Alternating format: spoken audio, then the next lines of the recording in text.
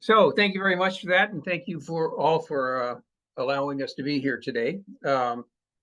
It's my pleasure, and we're going to talk about actually the paper I wrote for Farm Management Canada on the concept of strategic management, its benefits, and the case study, of course, is going to be my young colleague there. Did you like that young thing? So the name of the paper was Strategic Management, the relationship between strategic management and success in farming. And so I'm going to start by talking about the motivation for the study. I actually started this when I was on the board of Farm Management Canada, and we wanted to do it for a couple of reasons. And one of which is that Heather kept saying, because it's true, she often hears that improved business management practices don't really result in better profits. And that comment is, really? That's my comment, really? Other industries have focused on management in many ways. They often require managers to have business degrees or MBAs, or they send people back for business degrees. So it says a lot about our industry. I think that people don't really believe that there's a relationship between business management practices with the ability to manage and better profits. My little personal thing is that I often heard the term BMP, best management practice, which seems less than precise to me. Many practices that and we'll mention a couple of them along the way here, are only best in certain climate or market situations. And so I think best implies a rigidity of practices that strategic management would say doesn't exist. Whoops, I went too far there, too quickly. So I'm going to do a quick summary in the presentation today about what we found in the study, and secondly, then have the conversation with Stacy about what has happened with her and Chad and their practices since they took C-Team and the leadership courses and some other things they've done. So what is strategic management? Well, it's interesting. If you go online and try to find a definition, you'll find that a whole bunch of them come up, and they're all very similar, unlike other definitions I hear.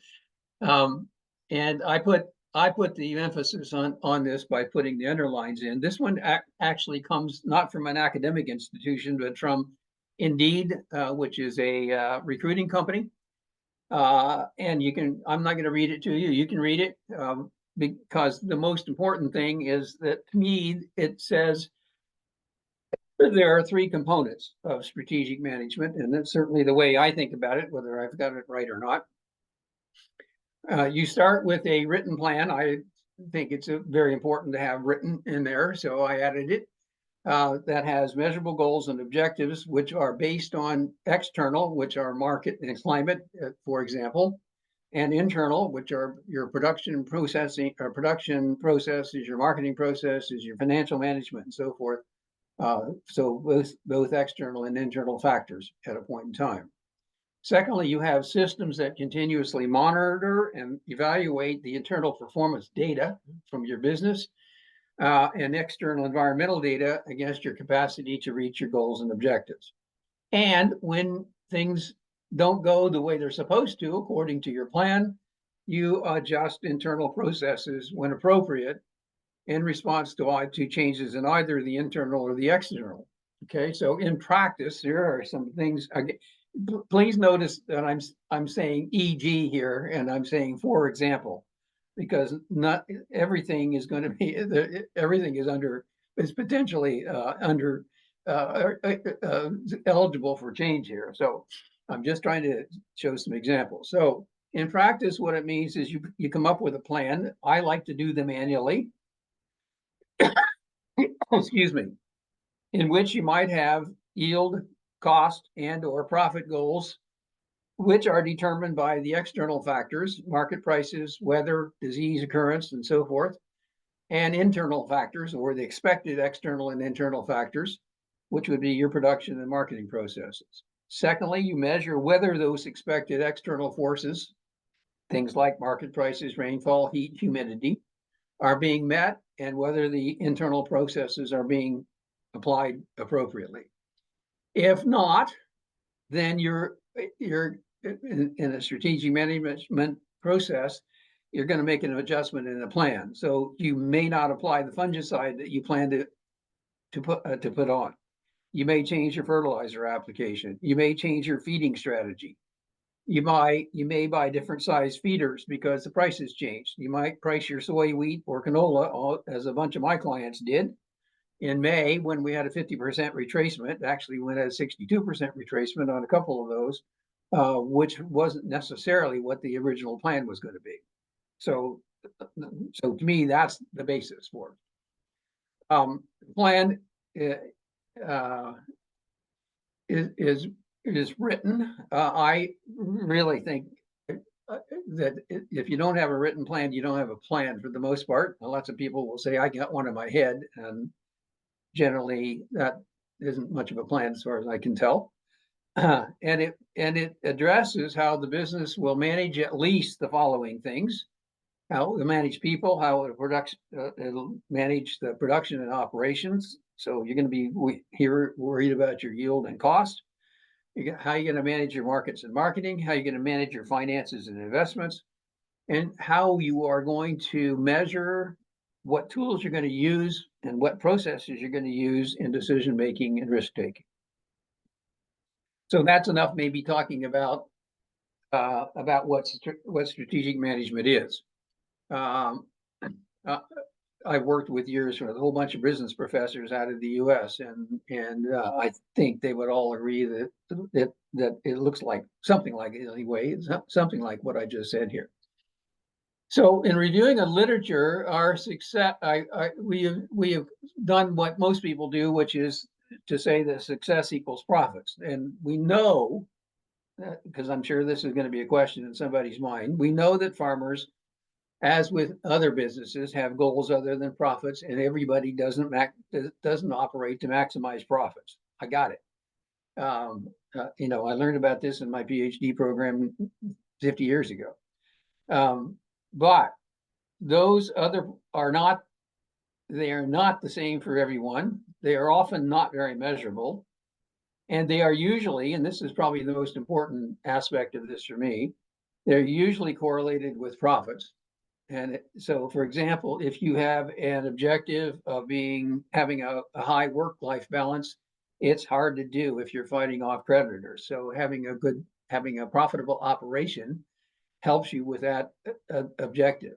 If you have, I can't read that because the things in the way.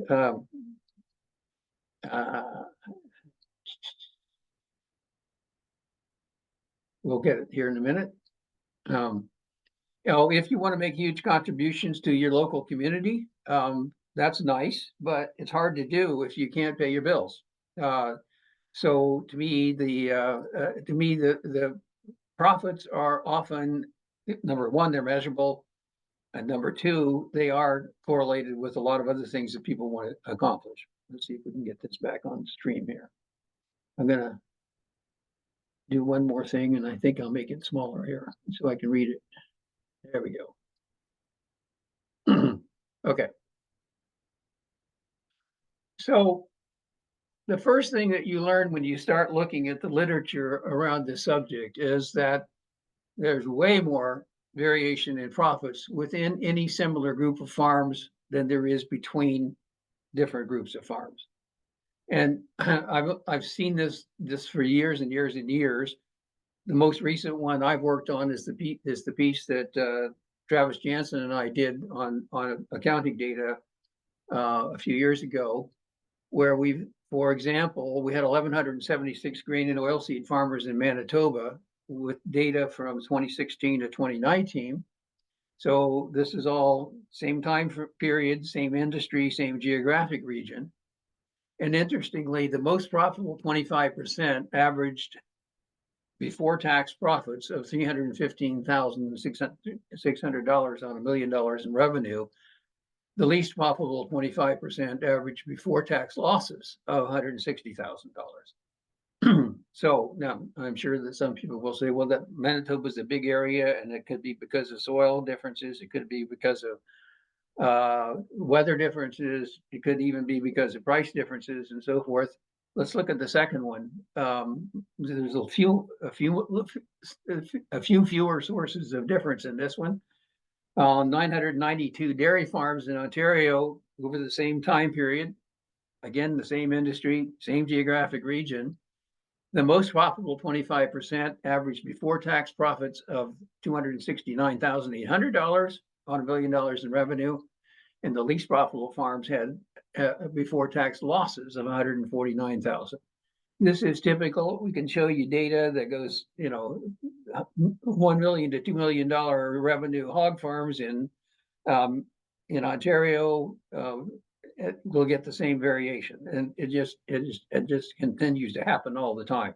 There is huge variation in profits, and I don't think they are random. I think they are.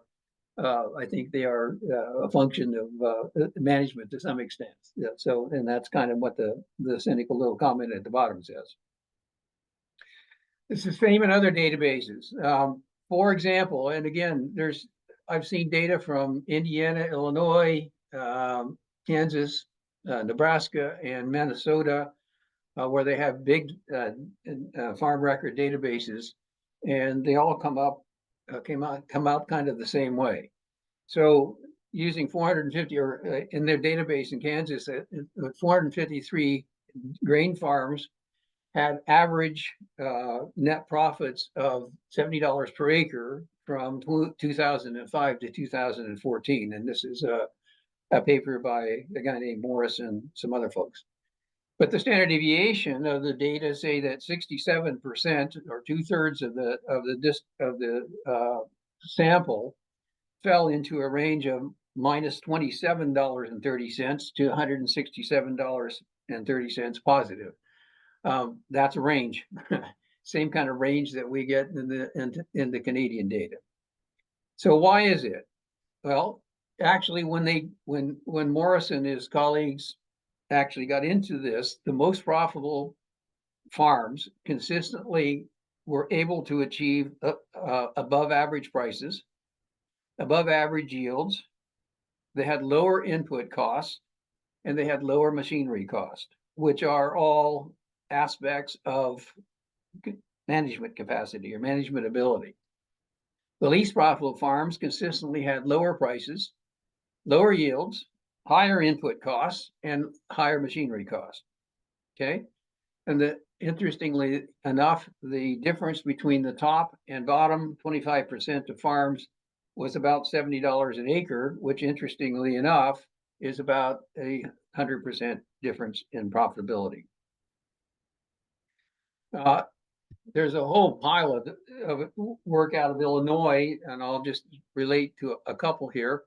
Brad Zwilling analyzed Illinois their farm database between 2010 and 2020. And he separated it out by the more and less profitable farms.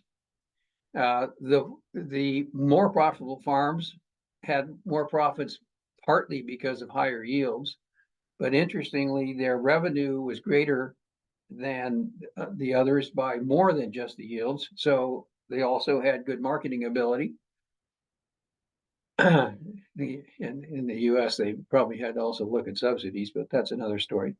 They had more, their greater level of profits came from lower crop and machinery costs per acre. And the upper third of the farms had management returns of $256 per acre higher than the bottom third. I actually went back and looked at that study before I came on today to see what that difference was, and that unfortunately I can't tell whether it was 100% or not, but I suspect it was. Also interesting, because I talked to Brad about this study when I was doing mine, and I asked the question that we often get. So were the same farms in the same farms in the upper third most years between 2010 and 2020, or were they back and forth? And so he said, I didn't ask that question. I should have. But Gary Schnittke, Paulson, and Latz actually subsequently found a huge amount of consistency from year to year in who was in the top third and who was in the bottom third of the program or of the results. So again, another to me, another indication that good management pays. The last one I'm going to talk about here is a longitudinal study that we did for our C-Team program.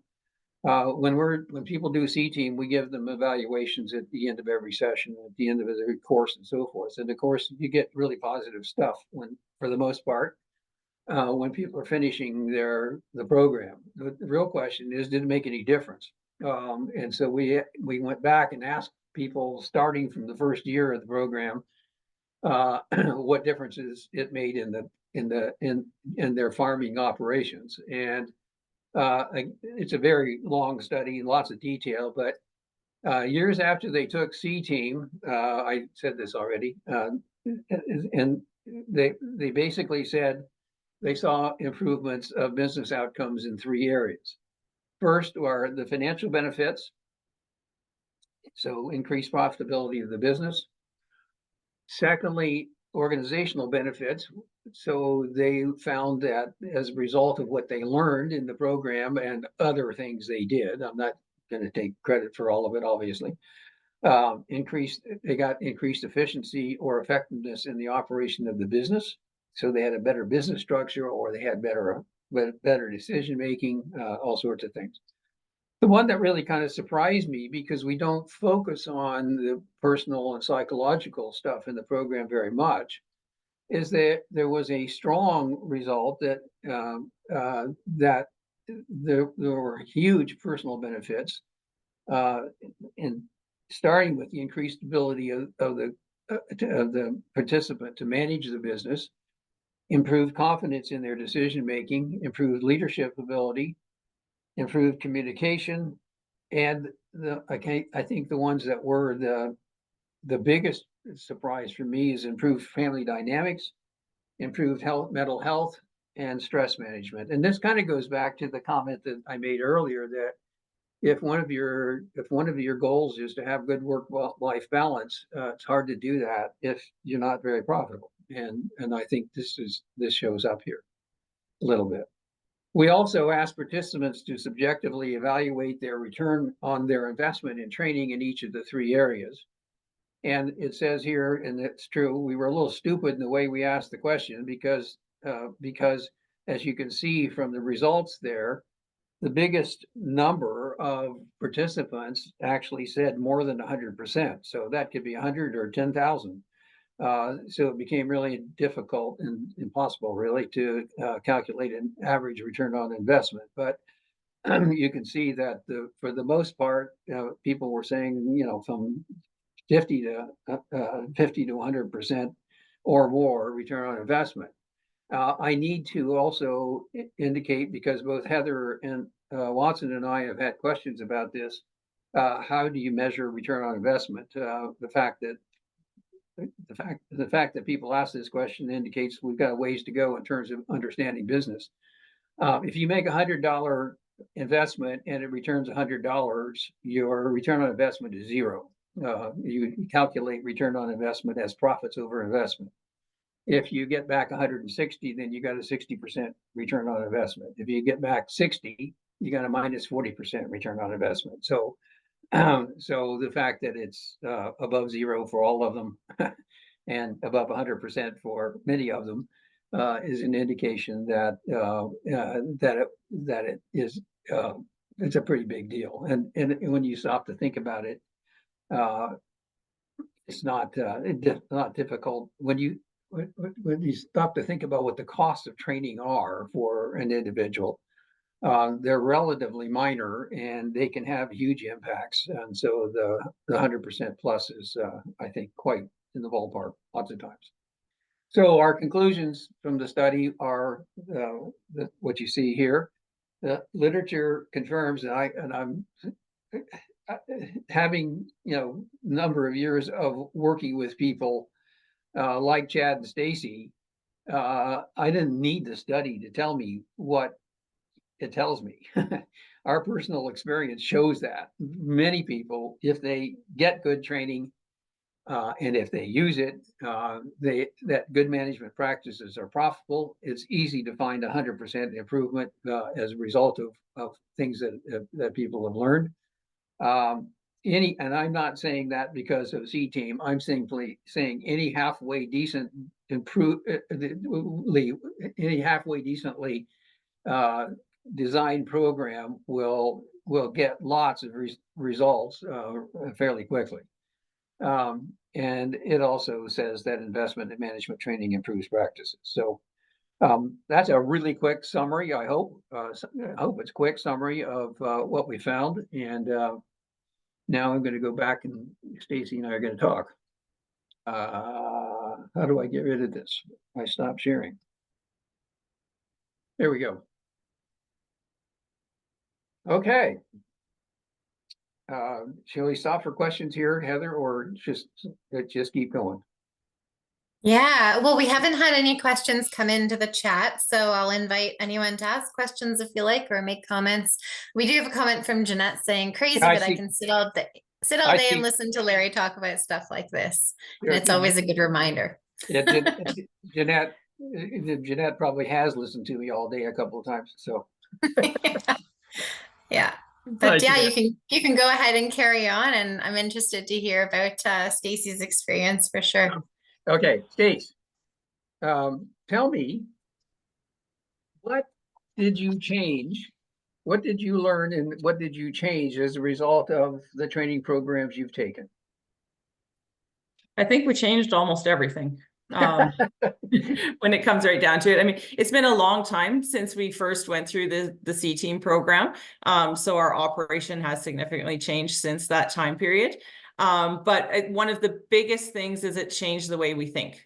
When we first started and went through that program, my husband and I are very similar in nature, and we kind of thought everybody thought the way we did. And so we would approach problems from our lens and not understand why we would hit walls. But once we realized that everybody thinks differently, we were able to approach people differently. And that was a big breakthrough for us. I think the other thing that C Team specifically did is we've always been planners, but it gave us a real structure to plan around. We were able to take our planning and then put it within the structure provided, and then over time modify that to really adapt to our business. And so now we have a fairly detailed planning process that we go through on a regular basis that fits our business. In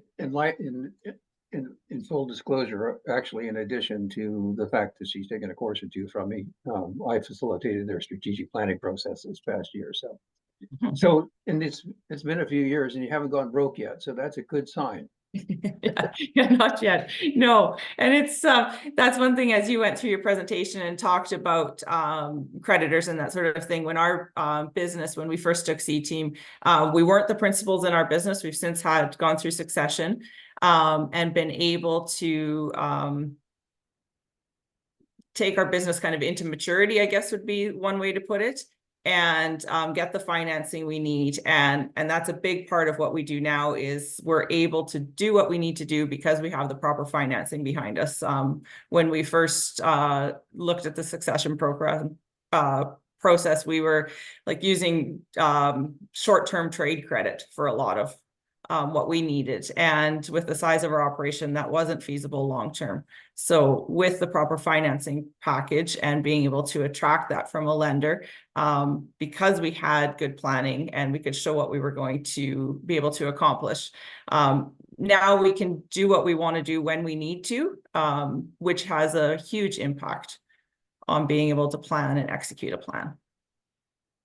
Yeah, I'll come back to that one a little bit later, but talk about growth. How has your operation changed since when did you take C Team, which would be the first connection I've had with you? We took C Team through 2015, 2016. Okay. And in the latter half of 2016 is when we were able to finalize our succession plan. And so our business is a small feedlot. We have capacity for 8,000 head. We have a fairly large cow herd, which has since expanded. And then we do some cropping. Most of that now goes into forages, silage for our cattle. But at that time, sorry, I've lost the question, Larry. Talk about how you've grown since you took. Oh, grown. Yeah. Yeah. So I think like as a, if neighbors drive past our place, we probably don't look any different. But I just looked at some quick numbers yesterday, and we're at least 500% probably larger asset base than we used to be. We used to be a lot of rented land, which now we own most of it. Our ranch land has increased substantially, and we've also been able to partner with some industry colleagues. And so that's really opened doors for us too. Yeah, I actually wrote a case study on them, and I think it's out there in the public, and there's some numbers in there, and of course they're out of date already. Yeah. Yeah. So I think we have really grown. And some of that is physical growth. Some of it is, we have a larger employee base that we draw from now too. But a lot of it is behind the scenes, actually in the financial side that we've really grown. So can you say a bit more about why is it? I remember at the time you took the program, you really were having trouble getting financing. Why is it that people want to give you money now? I think now we have a really clear idea of where we're going. And so C-Team was part of that. If I back up a step, like what did we take away from C-Team? One of it was really clarifying what our values were. And so if you look behind me on the wall, we've got them up just so that we don't forget, everybody else knows. And so from that, when we do our strategic planning, we are always looking back to make sure that everything aligns with those values. And it's helped us be consistent in our growth. It's helped us really pick the things that matter to us and that will have an impact in our business. And as we've grown, there's more opportunities that come our way, and they come faster and bigger all the time. And so it's really helped us focus on what do we want to do and what makes sense for our business.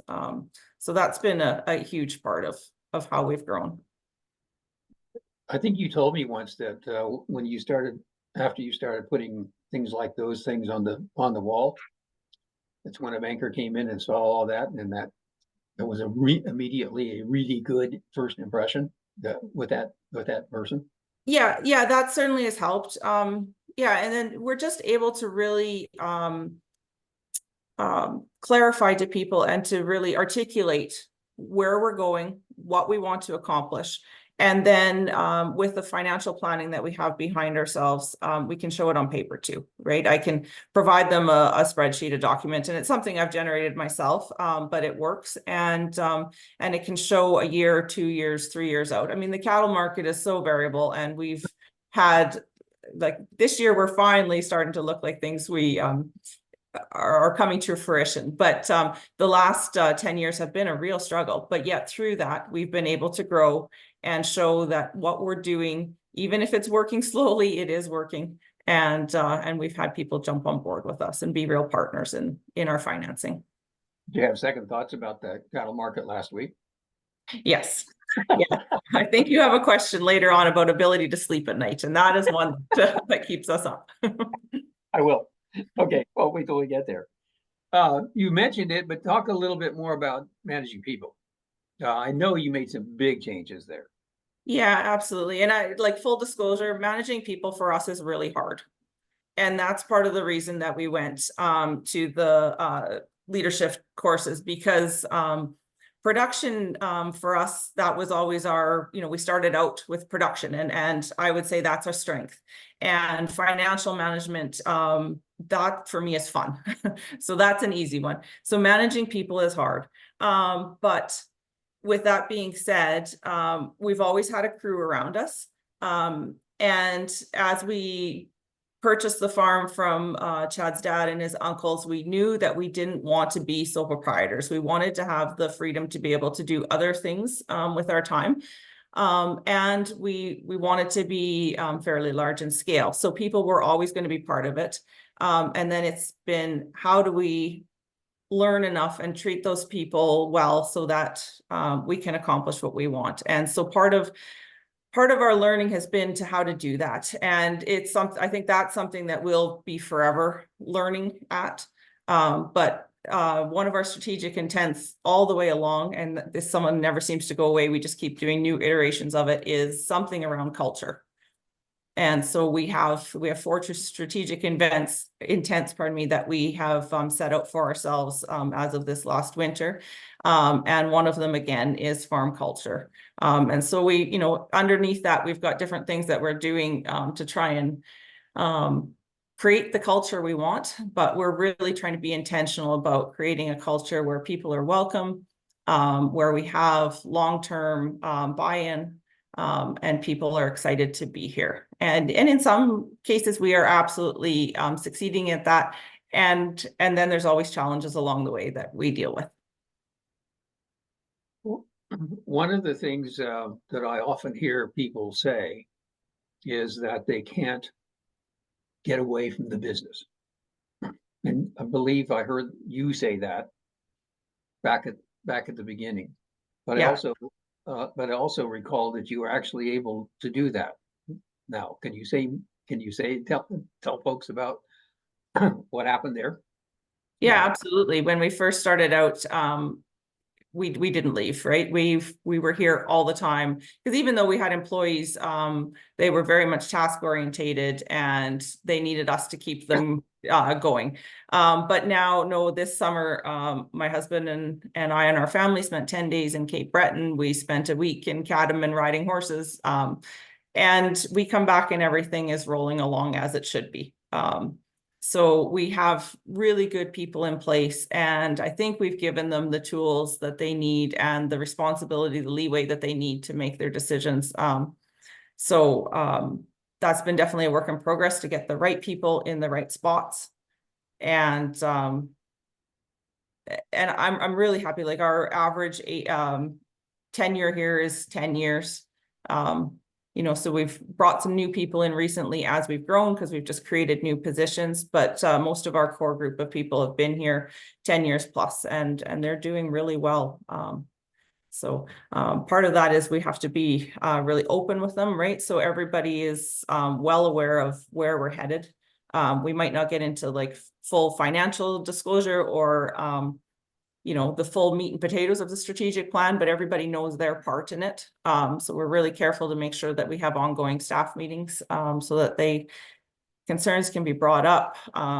We try and make a really big effort at doing things to create culture. We've got a barbecue planned on Friday to celebrate the end of silage, and hopefully we're done by the time we get there. But yeah, some things like that just keep people in the loop and feeling like they really belong here. How many phone calls did you get while you were in Cape Breton? We got a couple, but that was because we have recently become EU certified, and we sent our first load of cattle. And so it was a new thing that nobody knew about. So yeah, but other than that, I don't think we got any phone calls. That's wonderful. Absolutely. Yeah. Especially the reason you got the phone call. Yeah. That was another part of our strategic plan that we've been able to put a check beside. So yeah, that's great. Good. Mm-hmm. Congratulations. I didn't know about that part. Mm-hmm. So you kind of exude confidence. So the next question might be self-evident almost, but so what has your experience and your learnings from the courses done for your confidence? Oh, it certainly helped. I think we've personally, and Chad and I too, we've always had the attitude that we know we can do it, just maybe we don't know how right at the moment. But there have been periods of time in our journey where the how seemed harder, and eventually we knew we'd get there, but it was really a struggle, and we felt like we were crawling. But on a whole now, I think that same thing, like we know we can do it. We might not know how today, but we will figure it out. So it's been huge for our confidence. Mhm. And then we'll come back to the sleeping at night. How is it now compared to you're now 50% bigger, you got a hell of a lot more debt, a Mhm. lot more assets, by the way. Yeah. How is it now compared to what it was like before? I think as far as sleeping at night, I don't generally have problems. The things that keep us awake are weather issues, right? Like we had a wildfire go through our ranch last spring.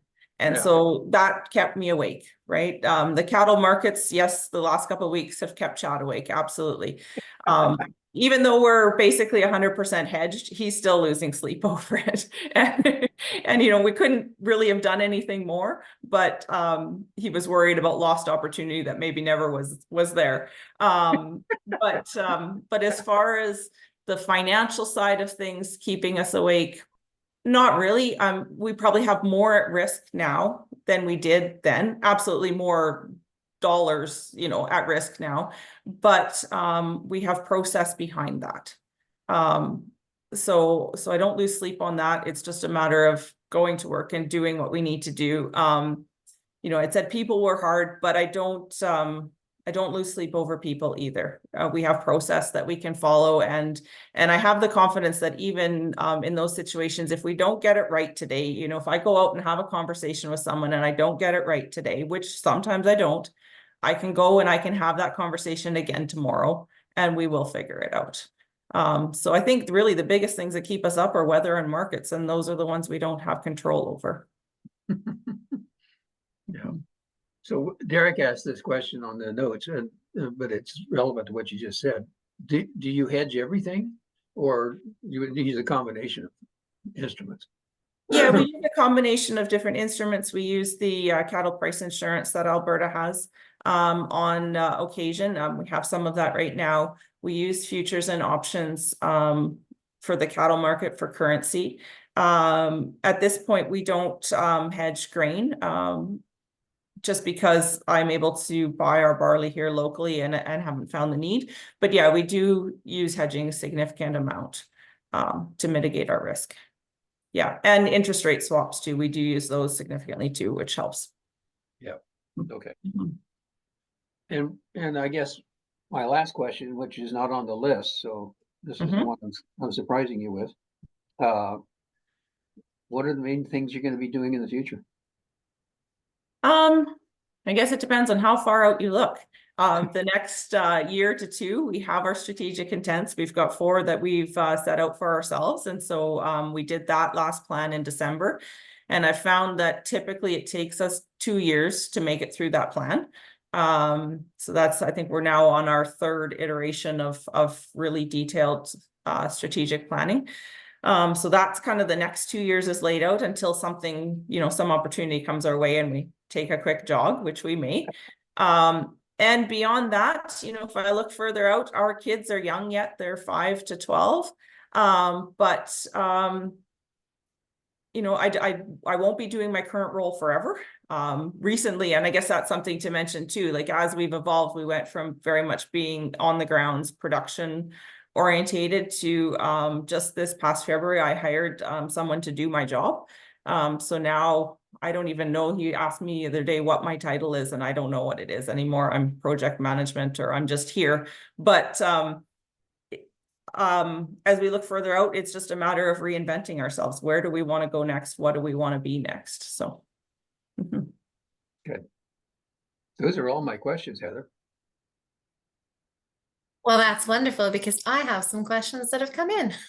Surprise, surprise. All right, so we'll start with Art. This is probably one for Larry.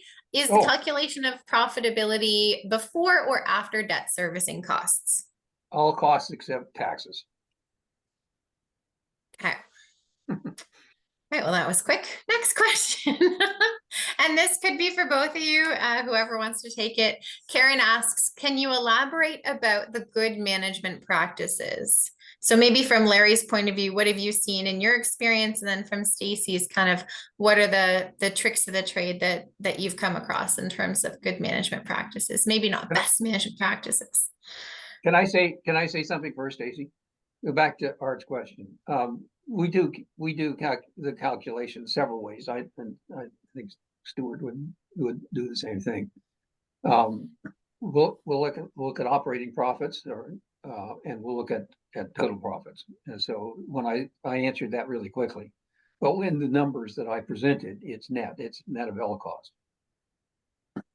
Okay, now you can go back and answer the question, Stacy. So the question was, can you elaborate about the good management practices? So what would you consider good management practices? Stacy and Larry, if you have something to say as well, which I'm sure you do, feel free to chime in. Sure. So on my end, I think the management practices that are key is to, we can't forget about production, right? Like those production practices have to be the basis of our business. So those maybe come first. And as long as we have the production, then beyond that, it's really making sure our financial practices are next important, right? If we're not making profit off those production practices. And so for me, one of the biggest ones is just monitoring our cash flow. We do everything on a monthly basis. So we're really monitoring that closely. Our cost of gain is huge in the feedlot. So all our returns and pen closeouts are huge that we're watching really closely. And then once we've kind of got production and financial done, then the next step would be the people and making sure that we're, doing employee reviews, that we're being engaged with our people. And maybe I've missed something, but those would be the big ones for me. Well, I would add that one of the practices that they use is, and I don't think you quite said this, but the fact that they go through the strategic planning process and follow the plan is really important. We spent a day, I guess, at it. They got away that time and came here instead of me going to Alberta. As a matter of fact, that was another time they could get away. The fact that they went through and reviewed their progress on all sorts of things and asked, I think, a lot of the right questions about, what are your strengths and weaknesses in each area. I like to focus, as I think I said on an earlier one there, on business functions. So what are your strengths and weaknesses in HR? What are your strengths and weaknesses in operations? And we addressed those questions, and they had answers to the questions and so forth. I think, and you heard her talking about it, not only do they do the strategic plan, but they follow it and they implement it. And unless something gets in the way or something new opportunity comes along, Stace, yeah, which is fine. Yep. So I think that's an really important tool.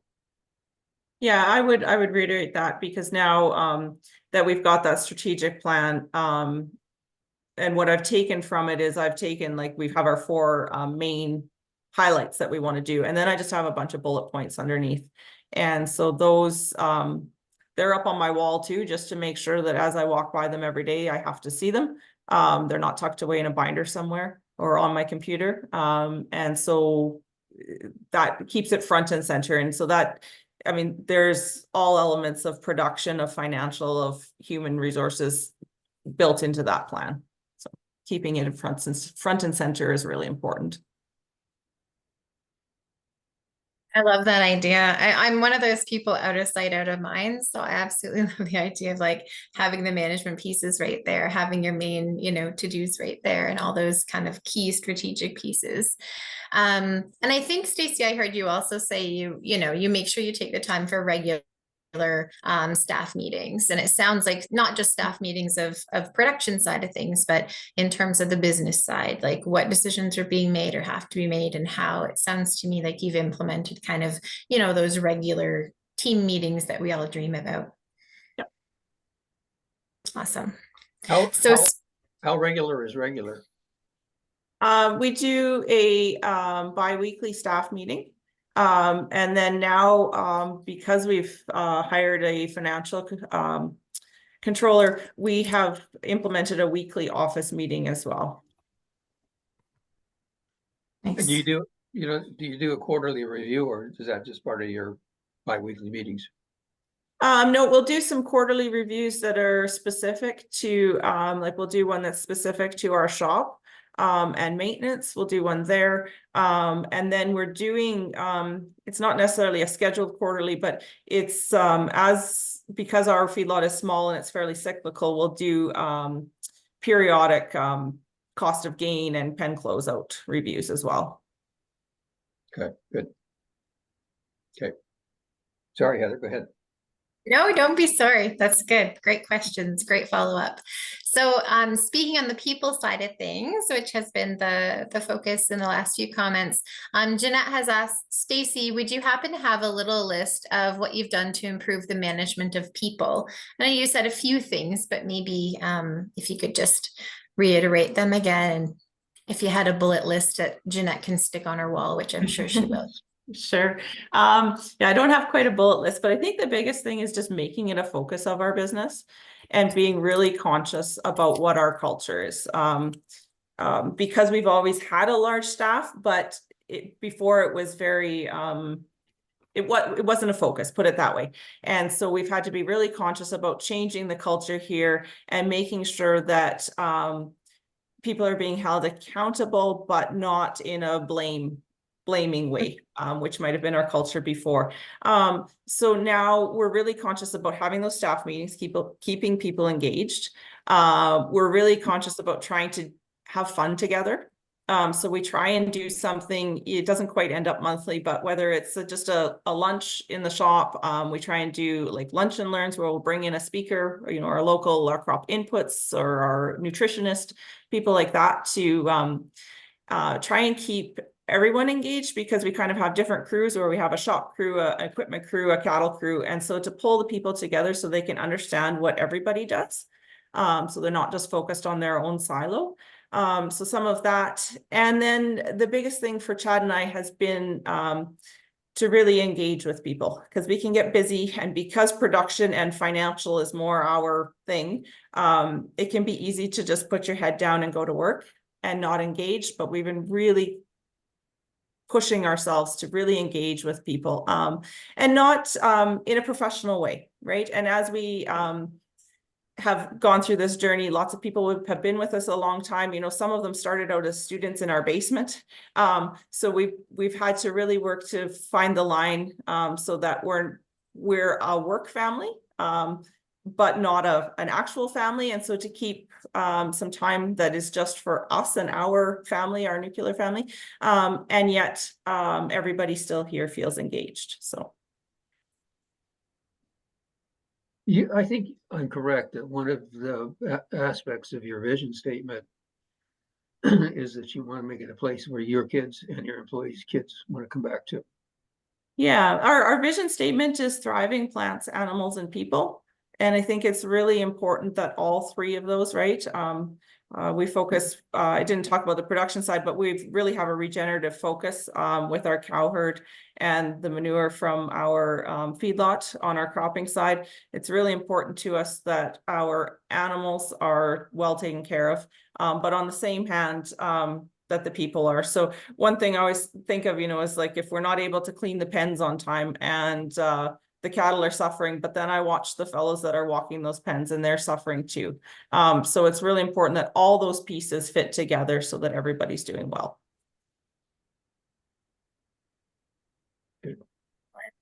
And Jeanette said, thank you. George asks, do you have written job descriptions for employees? And my additional question would be, how many employees do you have, Stacy? We're 20 of us now, including Chad and I, full-time staff. We have some seasonal people for silaging time, just driving truck, that sort of thing. Most everyone has a written job description. Some of our laborers still, we don't, but all the key people, yes, they do. Very cool. And George, if you have any follow-up, feel free to share it. I have another question here from Carla asks, what tools do you use for tracking production results and risk management? Is there a specific software or did you create your own?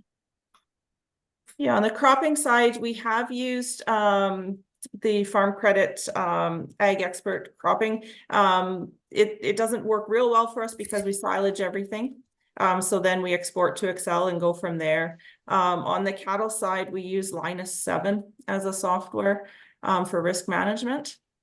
We have a feeding software that we use, Performance Beef, that helps us with our cost of gains and tracking our feeding. And then as far as the financial side, it's all home built spreadsheets that we use. Great. Based on that answer and others you have, and I would add one more thing about your management practices, which is measure, measure, measure. Yeah, and if it doesn't exist, create it, right? If the perfect tool isn't out there, it sounds like, you know, your entrepreneurial spirit leaks into everything that you do. And I have a question, and there's no more questions in the chat, so I'm gonna just take the liberty. But you talked about, Stacey, hiring someone in to do your job. So could you describe what was your job kind of before? And you kind of said, I don't really have a job description now, or a job title, but so what was it that you did that you've kind of offloaded, and how has that been going for you? Because I just, as a manager type, I find delegation so hard, as my staff and probably my board would say as well. But just, you know, giving that away or trusting in someone, how has that been like for you? It's been a huge weight off my shoulders. Absolutely huge weight off my shoulders. Yeah. My job description before was everything plus being CFO. If we put it that way. And so a bunch of that financial and inventory management I have let go of.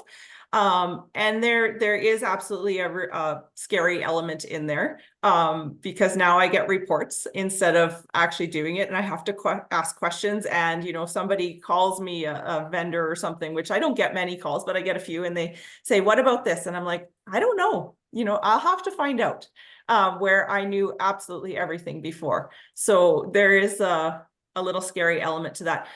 But it's also allowed me to go back to my notebook of all the projects that we had that we wanted to do that no one ever had time for, right? And we'd come up with these ideas in our hot tub of, you know, we should do this, we should do that. And it'd be like, yeah, that's really nice, but who's going to do it? And so now I'm doing those. And, you know, within the last 3-4 months, we've already got a whole bunch of those underway. And I was able to work, you know, 3 to 4 days a week this summer while my kids were off instead of 7, which is awesome. Wow. Mm-hmm. Well, and it goes back to the connection between, like Larry started talking about, the connection between these management practices and, you know, profitability, yes, but a whole bunch of other stuff too. And maybe it's not exactly measurable like profitability is, but it's felt, and it's, you know it, right? When you're like, I am with my kids right now, I'm with my family, we're taking a vacation in the middle of summer, and I'm a farmer. Like, what the heck? It is possible. Yeah, there's absolutely that element. There's another element to it where now I can be creative again. Because it's hard to be creative when you're in the trenches and you've got a to-do list that's, you'll never finish. And so that option to sit for 10 minutes and just think about something and be creative, that is going to make our business more profitable, a better place to be, just an all-around better business because I have the time to be able to be creative. And a hot tub too. Everyone should write that down. You're thinking hot tub. That's absolutely awesome. I know we're at the top of the hour, so our time is finished, but I will give a chance for Larry and Stacey kind of closing remarks before I thank you with, all the thank yous in the world. Well, my closing remarks are, I think this is just a perfect example of what we're trying to create as a business manager with this whole concept of strategic management. And I'm really thankful for the chance to show her off. And I'd say we're very grateful to see it because oftentimes, you know, we hear I'm succeeding without it or it's impossible. And it's really hard to come back at those statements. So having, you know, a real live producer talking about, you know, it wasn't easy, but here we are, we're doing it. We're going to keep doing it. So Stacey, final comment over to you. Yeah, I think I just encourage everyone that like there's so many resources out there, and Larry's program is phenomenal. Kelly Dobson's program is phenomenal. Like they're amazing. And there's people around you in your community that are doing well. And so reach out to them, ask them to mentor you, right? We've done that with people in our community, and they're always more than happy to tell you their story and encourage you. So yeah, just reach out and find those resources. Awesome. Well, thank you so much. And we have a thank you from Anna. Thank you for sharing your insights and perspectives. A very delightful and informative conference. So I can't say it any better myself. So I know we're not in a big kind of auditorium where you can hear the roars of the crowd, but I will give you a clap on my side, and I see some claps from others. Thanks very much, Larry and Stacey. And of course, your contact information is totally available. We can connect you with those that are listening if they want more information. And of course, we've recorded this presentation and we'll let you listen to it again thereafter. So thank you so much. If you'd like to stick around for our annual general meeting, feel free to do so. Otherwise, we got to get onto the business portion of our organizational stuff. So over to our management. But thank you again so much. Thank you, Heather. Thank you.